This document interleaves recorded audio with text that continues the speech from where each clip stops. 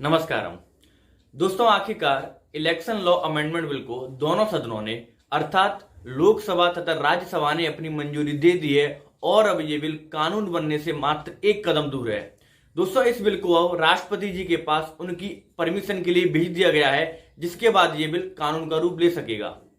दोस्तों, इस वीडियो के माध्यम से हम जानेंगे कि आखिर ये इलेक्शन लॉ अमेंडमेंट बिल है क्या और इसकी हमें क्या आवश्यकता है।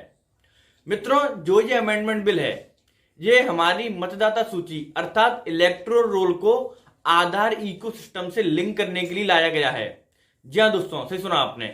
इस बिल के माध्यम से जो हमारी वोटर आईडी होती हैं उन्हें आधार आइडेंटिटी कार्ड से जोड़ा जाएगा और कोई भी नागरिक जो एज ए वोटर रजिस्टर्ड होना चाहता है तो उससे कोई भी रजिस्ट्रेशन ऑफिसर जो होगा उस व्यक्ति के आधार के उन 12 नंबरों को मांग सकता है जो कि उसकी यूनिक आइडेंटिटी होती है, जिससे कि फ्रॉड को रोका जा सके।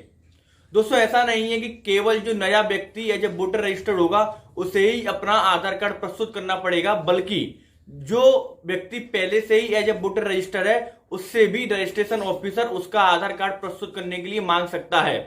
दोस्तों, कभी कुछ लोगों में कंफ्यूजन बना हुआ है कि जो आधार लिंक करवाना है ये मैंडेटरी है या वॉलंटरी, क्योंकि दोस्तों ये संभव है कि अभी किसी अन्य के पास समझ लीजिए आधार नहीं है या वो आधार प्रस्तुत करना नहीं चाह रहा, तो क्या इस स्थिति में वो वोटर रहेगा कि नहीं रहेगा। तो मित्रों, जो ये बिल आया है इस बिल में आधार लिंक को वॉलंटरी रखा गया है, मतलब ऐच्छिक रखा गया है। सरकार या कोई भी अधिकारी आपको फोर्स नहीं कर सकता कि आपको अपना आधार प्रेजेंट करना ही पड़ेगा। जी हाँ दोस्तों, ये बिल्कुल मैंडेटरी नहीं है, आपकी मर्जी है कि आपको अपने वोटर आईडी से आपकी आधार को लिंक करवाना है या नहीं। मित्रों, इस बिल का जो सिग्निफिकेंस है वो ये है कि इस बिल के माध्यम से जो मतदाता सूची है अर्थात जो इलेक्टोरल रोल है उसको हम वोटर आईडी से लिंक करेंगे और जिससे जो डुप्लिसिटी होती है मतदाता सूची में उसको उठाया जा सके। जैसे कि कोई एक ही व्यक्ति का मल्टीपल एनरोलमेंट होता है जिसके 2 या 2 से अधिक जगह पर नाम मतदाता सूची में होते हैं। सपोज जैसे कि कोई यदि ए जगह का निवासी था तो उसके पास वहां का वोटर आइडेंटिटी कार्ड भी होगा, लेकिन यदि कोई व्यक्ति बी जगह शिफ्ट हो जाता है और वहां का वोटर आईडी बनवा लेता है तो दोस्तों इसे हम कहते हैं मल्टीपल एनरोलमेंट। तो इस बिल के माध्यम से इस फ्रॉड, बोगस तथा डुप्लिसिटी को खत्म किया जाएगा तथा चुनावी प्रक्रिया में पारदर्शिता लाई जाएगी। दोस्तों, अब ये बिल जैसे ही आएगा तो कोई भी व्यक्ति एक से अधिक अलग अलग जगह पर वोट नहीं कर पाएगा। दोस्तों, जो ये संशोधन बिल संसद से पास हुआ है ये वास्तव में रिप्रेजेंटेशन ऑफ पीपल एक्ट 1951 की सेक्शन 14B में संशोधन करने की बात कर रहा है, जिससे इलेक्टोरल रोल को आधार से लिंक करना है।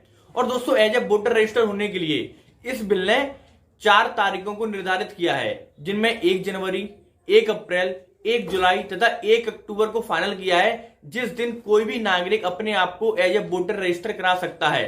दोस्तों, अभी तक केवल 1 जनवरी के दिन ही एज ए वोटर रजिस्टर हो सकते थे, लेकिन अब 3 और नई तारीखों को भी ऐड कर दिया गया है इस बिल के माध्यम से।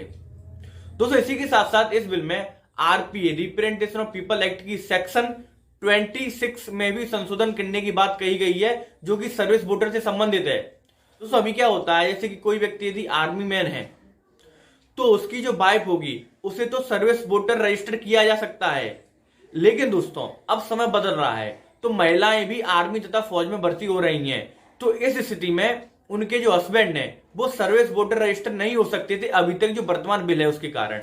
लेकिन अब इस अमेंडमेंट एक्ट के माध्यम से रिप्रेजेंटेशन ऑफ पीपल एक्ट के सेक्शन 26 में संशोधन कर वाइफ शब्द को हटाकर स्पाउस कर दिया गया है, जिससे दोस्तों अब जेंडर न्यूट्रलिटी सुनिश्चित की जा सकेगी और अब हस्बैंड को भी सर्विस वोटर बनाया जा सकेगा। दोस्तों, अब यह बात आती है क्या इस प्रकार का रिफॉर्म सरकार पहली बार लाई है या इस प्रकार की रिफॉर्म की पहले भी कभी चर्चा हुई है। तो मित्रों, ये कोई पहली बार नहीं है।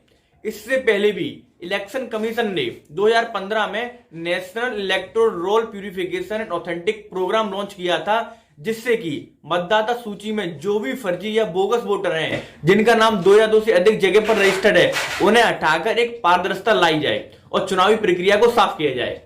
लेकिन दोस्तों, उस समय सुप्रीम कोर्ट का आधार को लेकर एक वर्डिक्ट आता है, जिसमें आधार के उपयोग को केवल कुछ ही क्षेत्रों में अर्थात सरकारी लाभ की योजनाएं हैं उन्हीं तक सीमित कर दिया था और अन्य कई जगह आप आधार का यूज नहीं कर सकते थे। तो आगे की जो प्रक्रिया थी इलेक्शन कमीशन की वो नहीं बढ़ पाई थी।